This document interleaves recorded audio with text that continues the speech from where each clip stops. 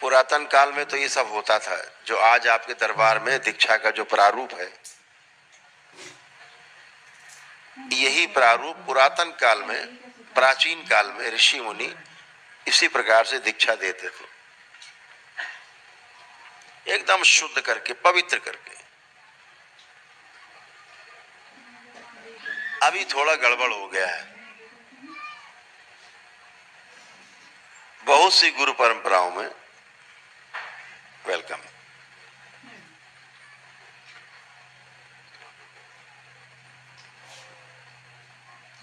मैं किसी पर, मेरा जो आशय है किसी का अपमान करना नहीं, किसी को नीचा दिखाना नहीं। समस्या की ओर हम केवल इशारा कर रहे हैं, और यह उस गुरु परंपरा के लोग जानते भी हैं। जो उस परंपरा में दीक्षित होते हैं वो लोग भी जानते हैं, जो दीक्षा दे रहे हैं वो भी जानते हैं कि प्रदूषण है।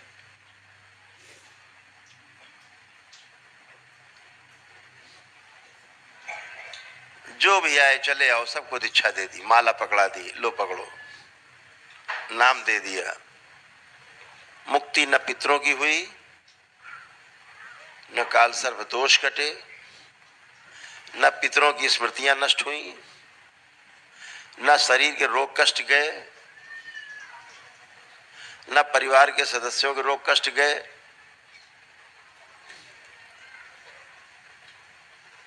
न नकारात्मकता गई, न व्यसन छूटे, और दीक्षा दे दी।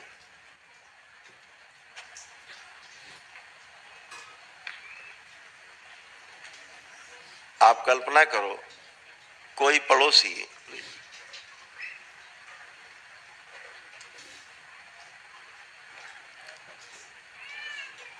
आपसे दूध मांगने आया कि भैया हमारे घर में चाय बनाने के लिए दूध नहीं, जरा दूध दे दीजिए, और कोई पात्र लेके आए और पात्र में पहले से ही गंदगी पड़ी हो, कुछ कूड़ा करकट पड़ा हो या टट्टी पड़ी हो किसी की, आप दोगे उसको दूध? डालोगे पात्र में? कितने लोग डालेंगे उसमें दूध? हाथ उठाए, कितने लोग डाल देंगे? नहीं डालेंगे। लेकिन यही हो रहा है शरीर में, मन में,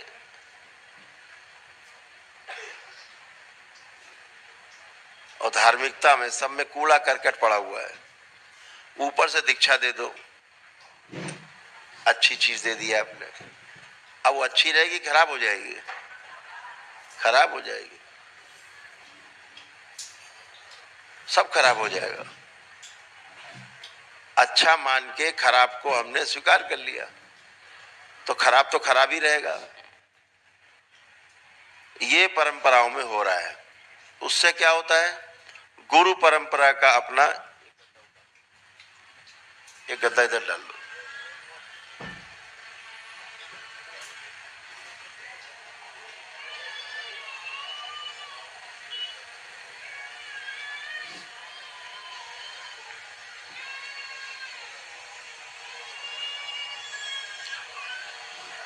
तो इससे क्या निकला कि ऐसे तमाम लोग जो शारीरिक, मानसिक और आध्यात्मिक रूप से बीमार हैं और उन्हें दीक्षा दे दी गई, तो गुरु परंपरा में उनके डीएनए के ऊर्जा पथ से जुड़ गए बीमार आदमी।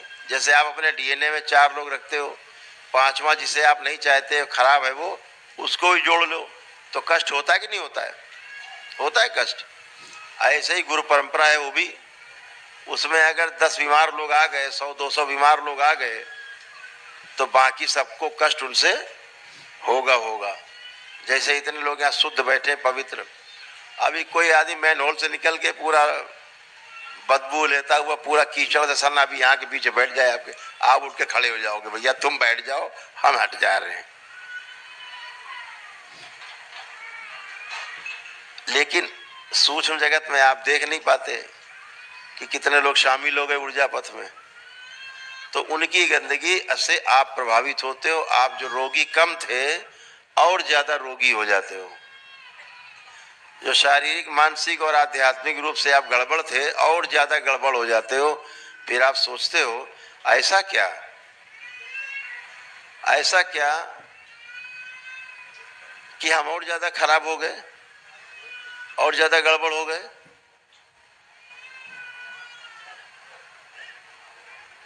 तो वो जो गड़बड़ी होती है वो ऊर्जा पथ में पहले से जो गंदगी है उसमें शामिल होने से और गंदगी आप में आती। तो जो परंपराएं अशुद्ध हैं उनमें जब आज आप जाकर के दीक्षा ले लेते हैं तो और ज्यादा अपवित्र हो जाते हैं। और ये बात जो दीक्षा दे रहे हैं पता लगे उनको भी नहीं पता और आपको भी नहीं पता, संकट बने रहते हैं। तो इसलिए दरबार की जो प्रक्रिया है वो सबसे पहले पितरों को मुक्ति देने की है कि पितृ मुक्ति हो जाए, पितरों की नकारात्मक रोगी स्मृतियों से मुक्ति हो जाए, आपके काल सर्व दोष कट जाएं, आपके रोग और कष्ट चले जाएं शरीरों के। जब आप जप करें तो आपका भोग निकल के कटे, नहीं तो क्या होगा, पितृ पहले से बने हुए हैं, आप दीक्षा लेके बैठ गए और जब शुरू किया, जब तो जप है, तलवार तो तलवार है, भोग कटना चालू।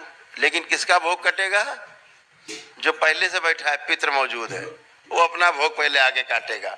पता लगे वो कैंसर का रोगी था तो आपको वही कैंसर बनने लगेगा तेजी के साथ। उसका भोग आपके शरीर पे कटने लगेगा। आपका तो कुछ हुआ नहीं, आप तो सड़ गए, गल गए, मर गए।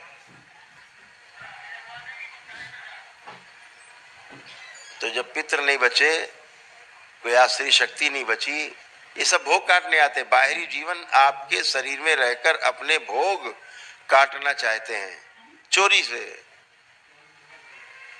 और आप सोचते पता नहीं कौन से आफत फंस गए, अभी तक तो ठीक थे, कौन सी आफत आ गई।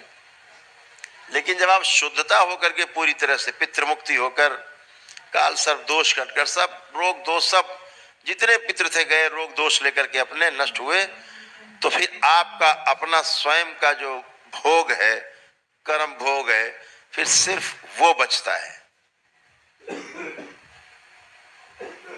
और जब आप जप करते हो, तप करते हो, दरबार से जुड़ते हो, प्रार्थना विनती करते हो, तो आपके वाकई के जो कर्म भोग हैं वो बड़े आराम से धीरे धीरे निकलते हैं, एक एक करके, और कटना शुरू होते हैं और निकल जाते हैं इसी शरीर में, और आपका शरीर बचा रहता है। भोग कट के सब जाते हैं। और नहीं तो ये सब पहले से भरे बैठे, हजारों साल पुराने पितृ बैठे, उन्हीं के भोग आप काटते रहते हो, आसुरी शक्तियों के भोग काटते रहते हो। और जिसके लिए जन्म लिया इस शरीर में, वो स्वप्न अधूरा रह जाता है। तो ये परंपराओं में हमारे ऋषि मुनि पहले करते थे, जो आज दरबार इस कलयुग में कर रहा है।